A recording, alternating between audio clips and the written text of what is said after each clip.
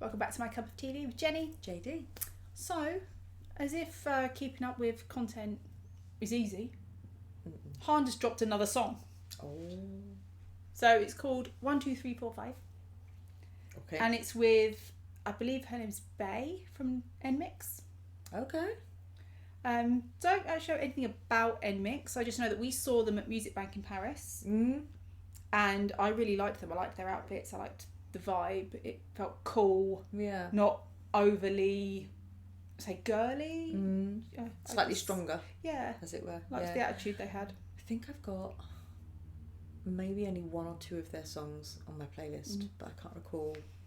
And I don't know much about them, but. I also think it's nice that Stray Kids are not only bringing out their Skiz records of their own songs, but they're able to collab with people, even if it is only within their label. Yeah. But they're able to do that. But still, it's a start, yeah. Oh, good. And, you know, if you've been asked by Han himself, the Han Ji-sung, you can't say no to that. Yeah. I'd be bragging about that for the rest of my life. Interested to see whether this is going to be one of Han's classics. Happy, happy, happy. Don't read the lyrics because it's really, really sad. Yeah, it'd be interesting to see if this is upbeat, fast-paced, or if it's more of a ballad and mix of voices with no pun there, mixing voices, not in mix, but having a new flavour of voice in there to go with his. So I don't know if she's a vocal or rapper. Probably both. Yeah. Okay. So please remember to like, comment and subscribe. In the comments your thoughts on 1, 2, 3, 4, 5. And if you were recommending an NMIXX song for us, what would it be? I like the way his name's written in like an 80s neon sign.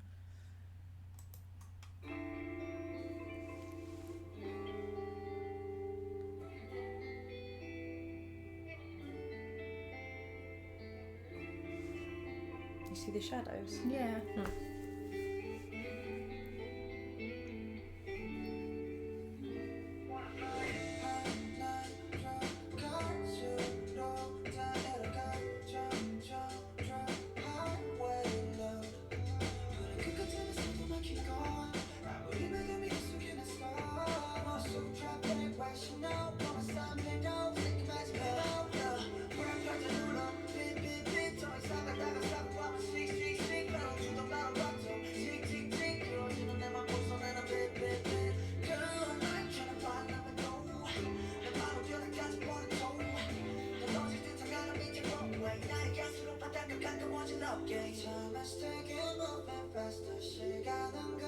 Oh, that's catchy.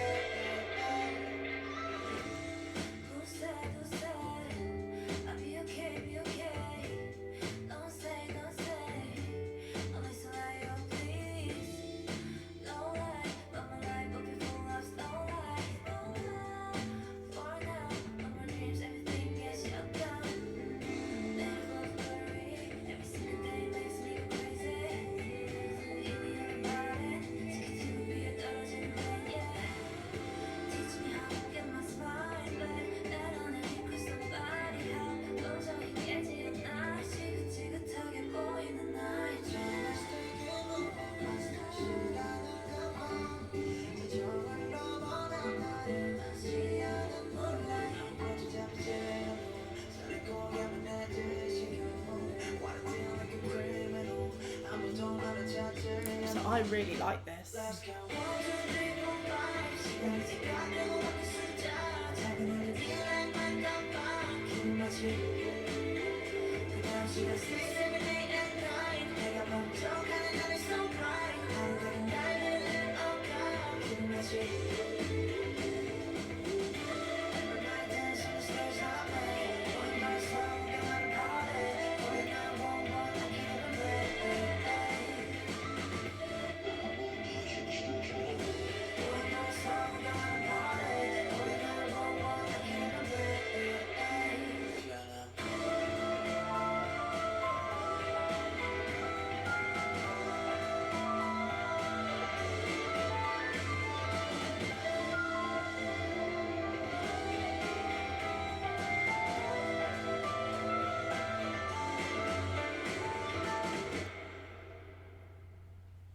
I really like that. It was quite funky. It had Yeah. almost like a retro feel to it, Yeah. because of the post-production he put over his voice. So it was quite funky. But it was like what you said, Yeah. pretty sad, even though it sounds upbeat and funky. Which, in a way, makes me sad, because it makes me feel a bit like how, as an idol, and I think probably for Han, because we know he's talked about his struggles before, that you have to put up this image of when you're performing, happy, performing, everything's great, when actually you could be really struggling with something. But, you know, performances don't wait for you to...